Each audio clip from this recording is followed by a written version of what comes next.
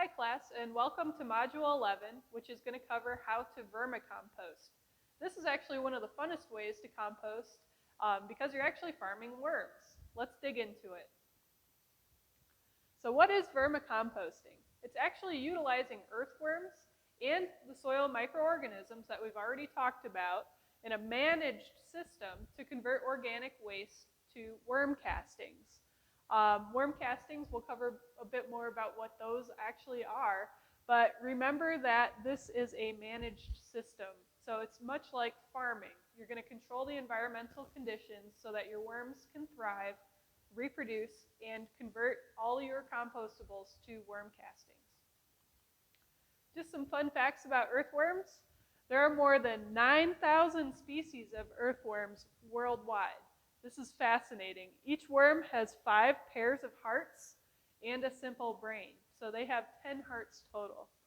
An earthworm can grow a new tail if it's cut off, and we're going to show you a diagram of an earthworm and show you where that point directly is. Worms can breathe through their skin as well. That's why their environment needs to be moist. And when you're setting up a bin, we're going to show you how. I will. Some other fun facts about earthworms. A worm can eat about half its body weight each and every day in organic waste and convert it to worm castings, making them extremely efficient at converting food to a usable material. An enlarged cummerbund-like band or belt-like band called the clitellum near the worm's head holds all the reproductive organs. Each worm is both male and female, so they're hermaphroditic, but not self-fertile. You need 2 worms to reproduce and make more worms. Worms exchange sperm to reproduce, and each produces an egg, which is a cocoon in all actuality, from which 2 to 4 baby worms will emerge. 8 breeding worms can actually become 1,500 worms in as little as 6 months. So you actually don't need a lot of worms to get your bin going. Each healthy worm may produce an egg capsule every 7 to 10 days. These capsules incubate for 14 to 21 days, and they're actually shaped like tiny lemons. The baby worms will be mature breeding age in 2 to 3 months. A healthy red worm can live 7 to 10 years. That's pretty incredible for something so small, and grow to a length of about 3 inches. Here's some earthworm anatomy. This is the clitellum we were talking about, where it's like a belt that wraps around the earthworm. This is where the reproductive organs are stored, and if you accidentally cut your worm in half any point past it, remember this is the head, this is the tail. If you cut that tail off, the worm will still survive and regenerate. Some important things to point out about earthworm anatomy: they actually do have a crop and a gizzard, just like a bird. And if you know anything about bird anatomy, birds don't have teeth. Well, neither do our earthworms. The crop and the gizzard hold grit in the form of sand or ground up eggshells, things like that, that actually grind what they're eating up into a digestible form so that it can be easily eaten.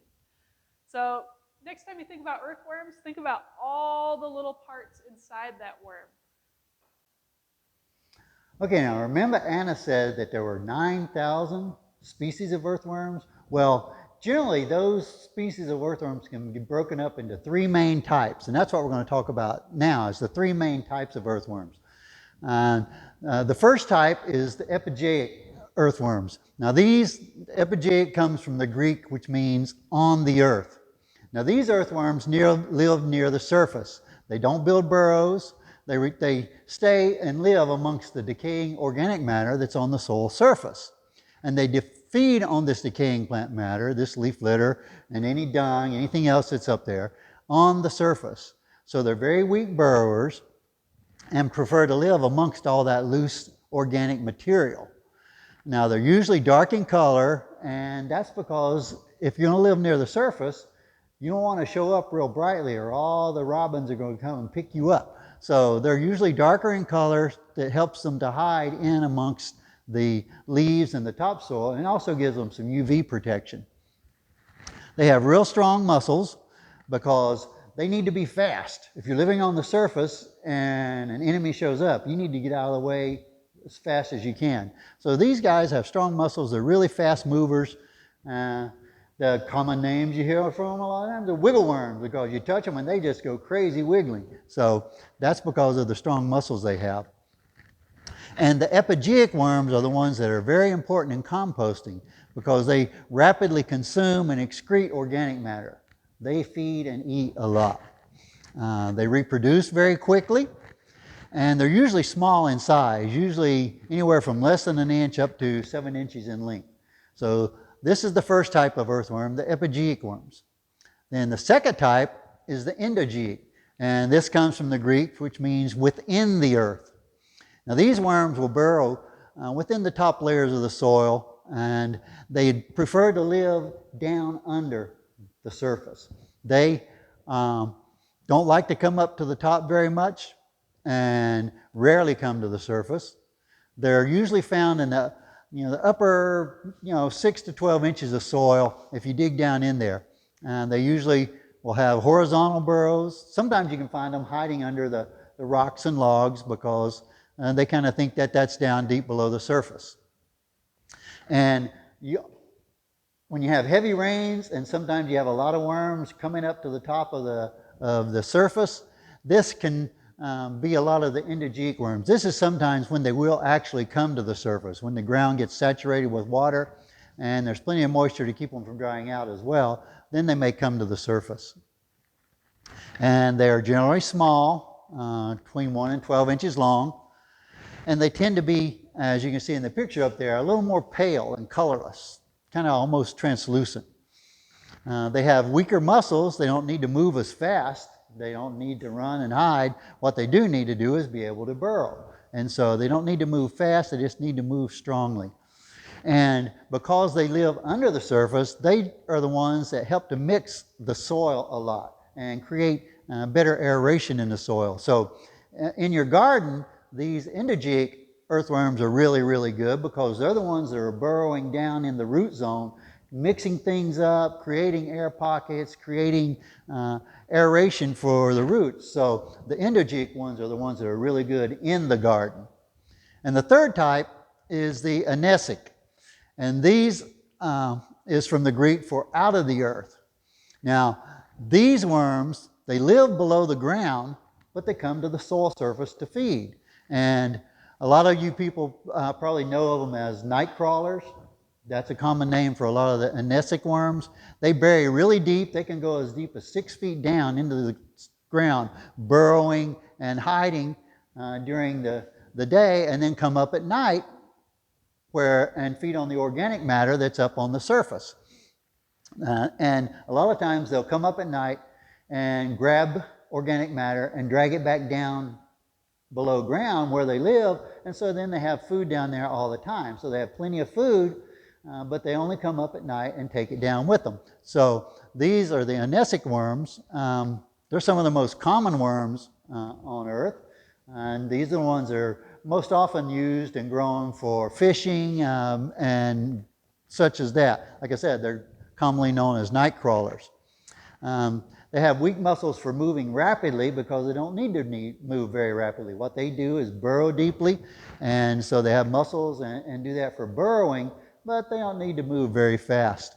And their pigmentation is usually kind of a milky color, and they can range in size from 1 inch up to 60 inches long. So these are the big guys, the anesic worms. So these are the 3 main types of earthworms, and as you'll see later on, there is one type that is the best for your vermicomposting. Now, the best vermicomposting worms are the epigeic worms, the ones that live near the surface.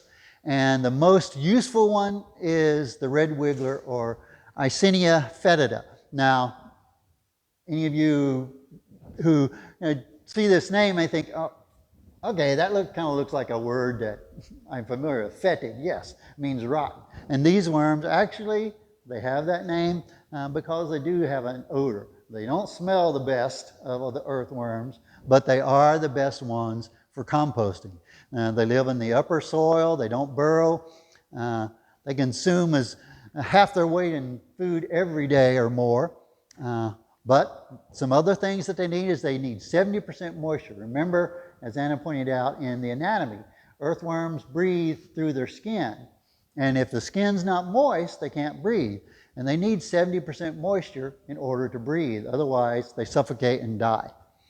The Icenia fetida, it likes temperatures between 60 and 85 degrees. It can tolerate a little warmer temperatures and a little colder temperatures, but for activity, optimal activity, somewhere in this range is where you want to keep them.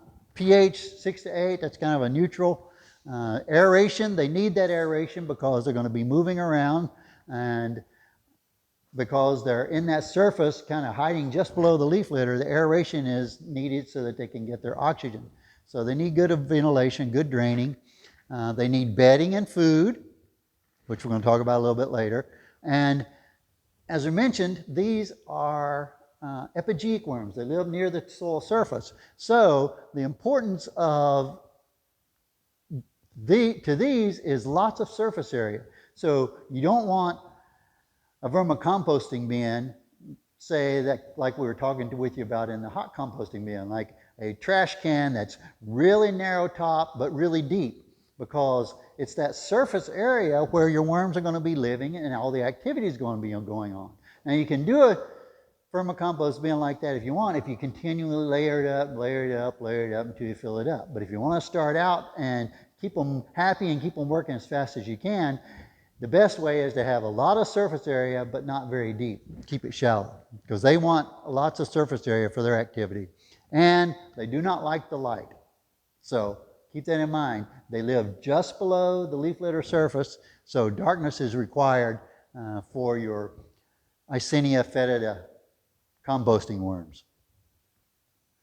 All right, thanks, Joe and Anna. Now we're going to talk about what it takes to start your vermicomposting operation. First thing you're going to need is a container. Next thing you'll need is bedding, followed by water is very important. You'll need some worms, and then you'll need food.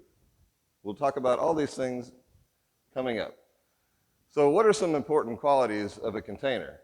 First of all, when you're thinking about the size of the container, you need to consider how much waste you produce.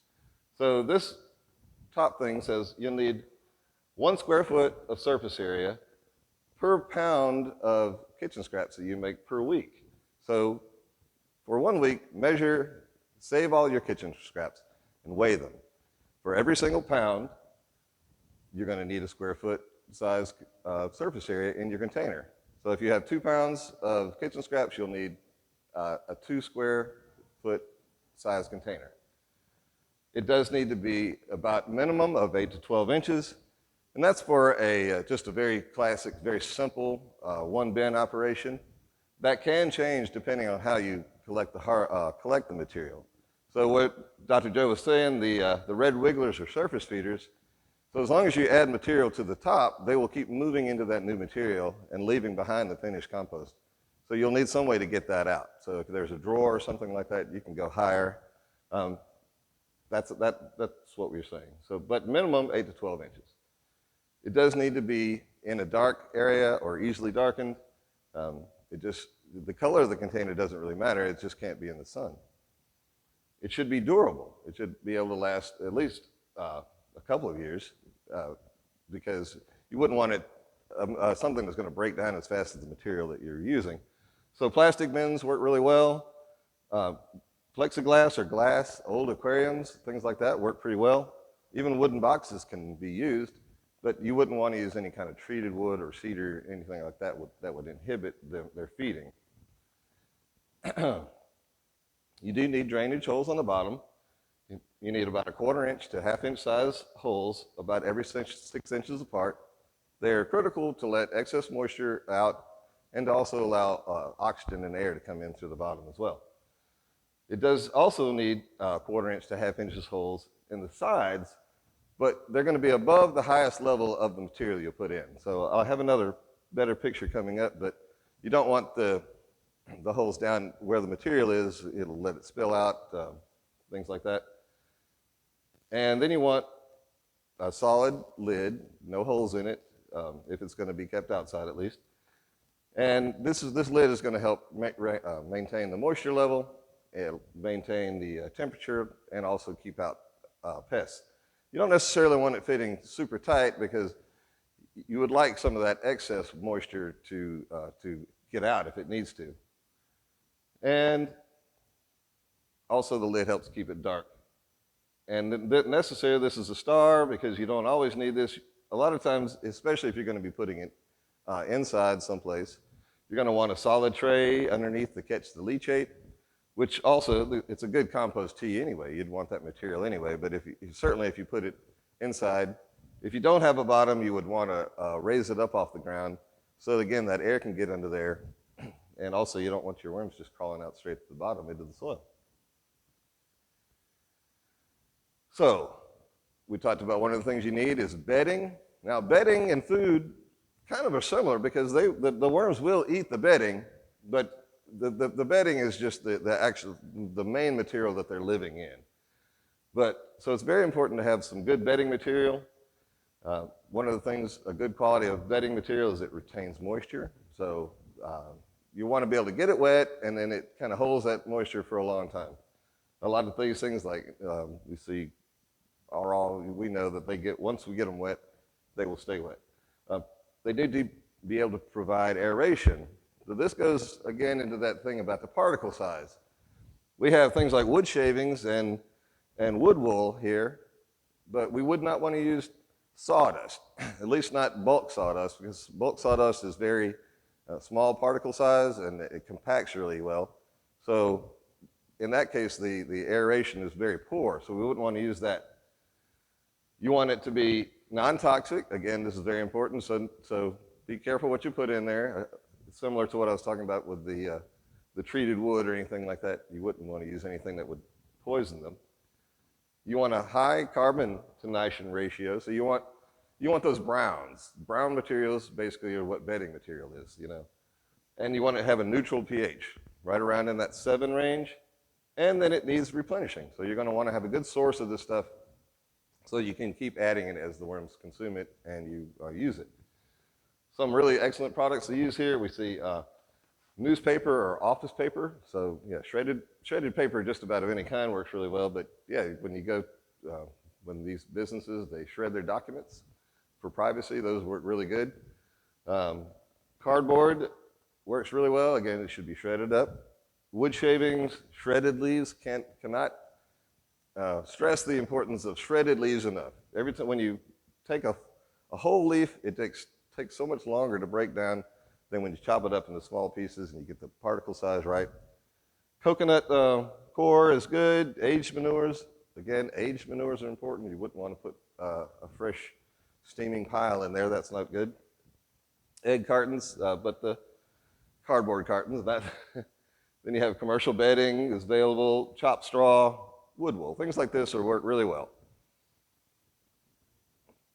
Moisture management, again, is important.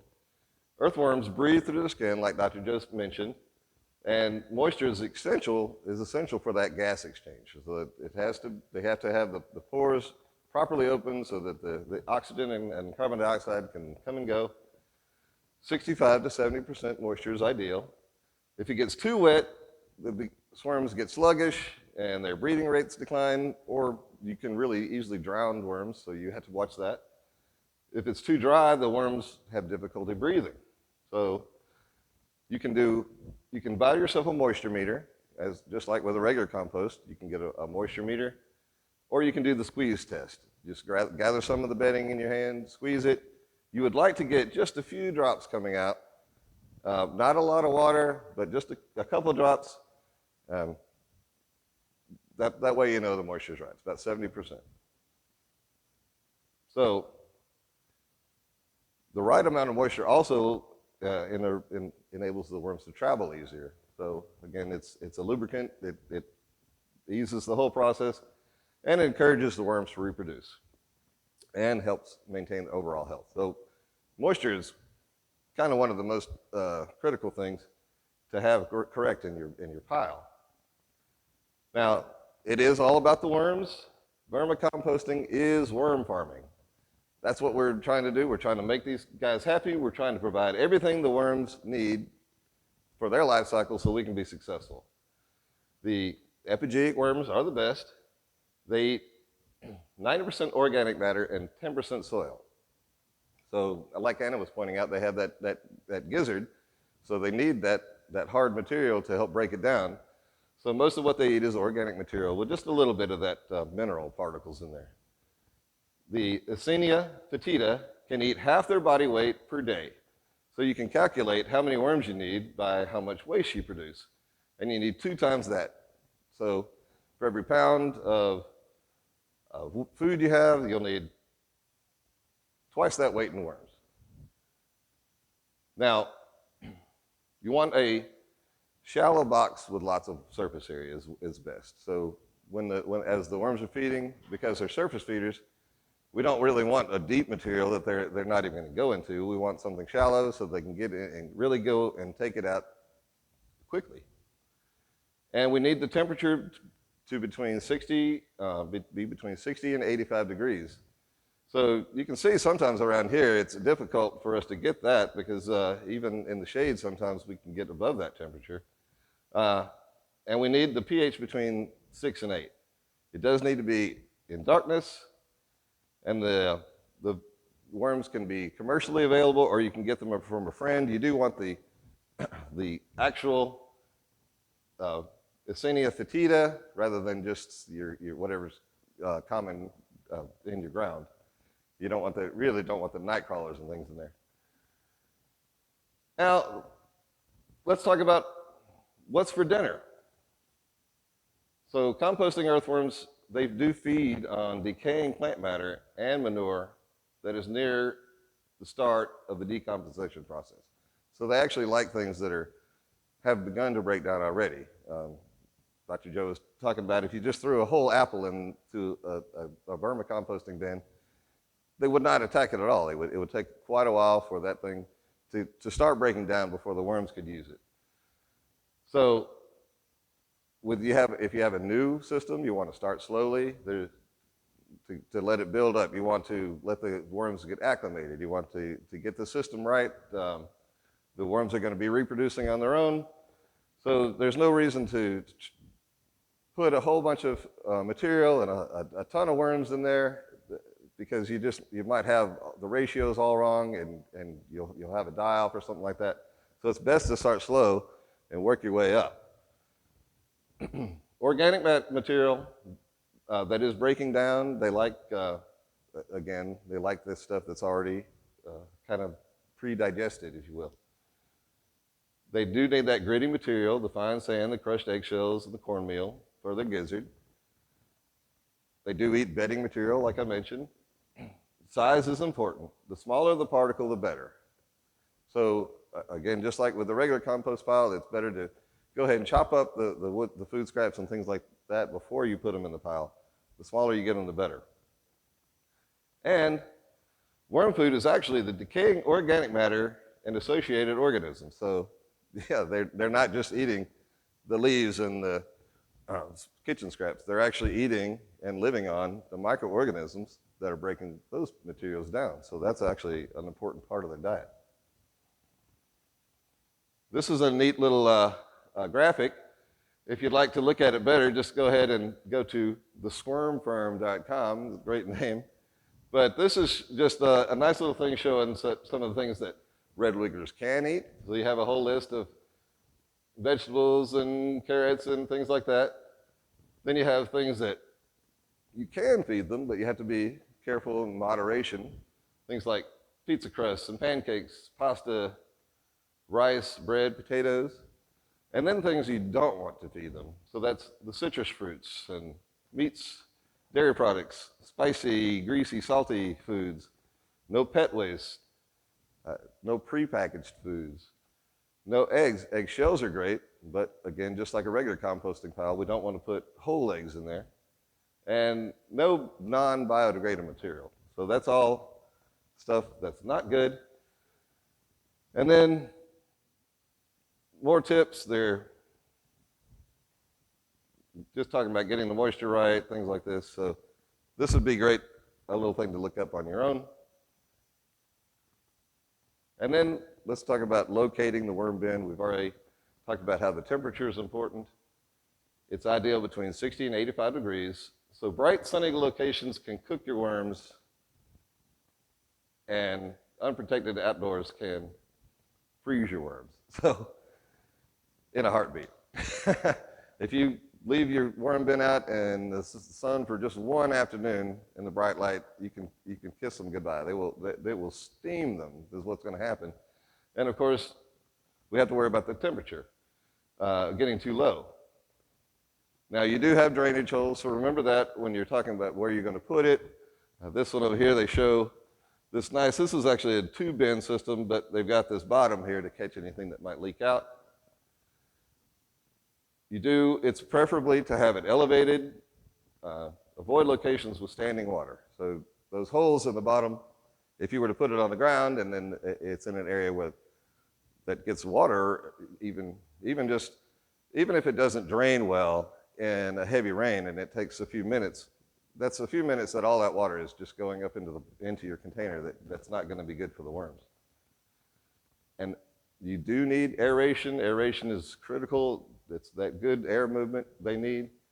And it should be conveniently accessible. So you want to have it someplace that you can add the organic material. You need to be able to check on it, check the moisture level.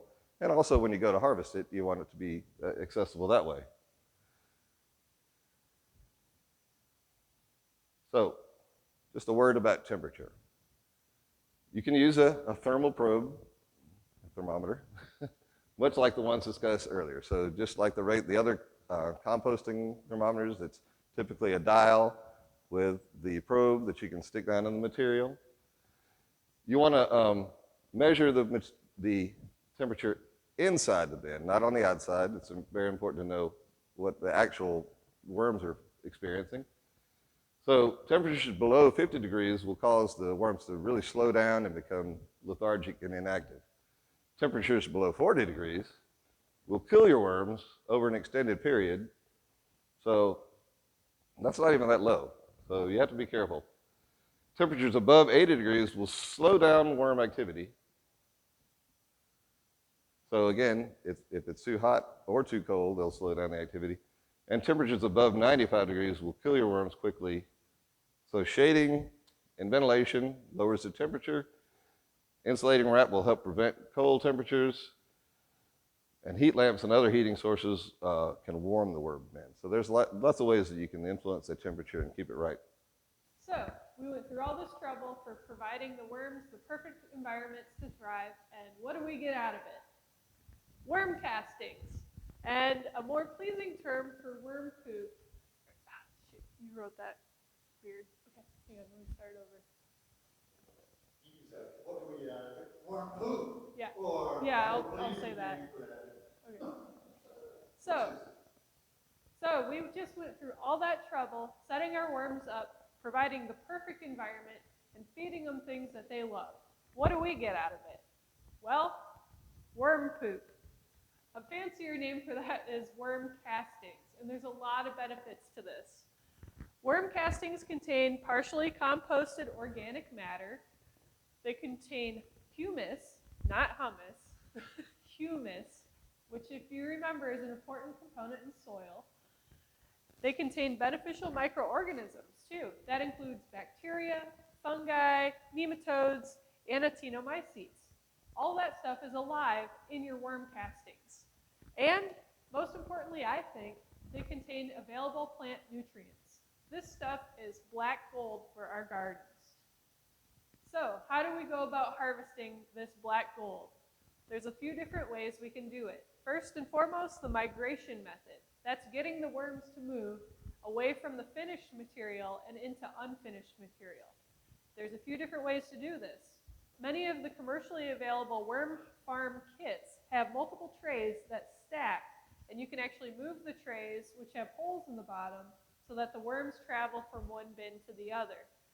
There's also an easier way if you're using these simple bins where you move all the bedding and food material off to one side, and you keep that side moist, whereas this side would be dry and devoid of any food material.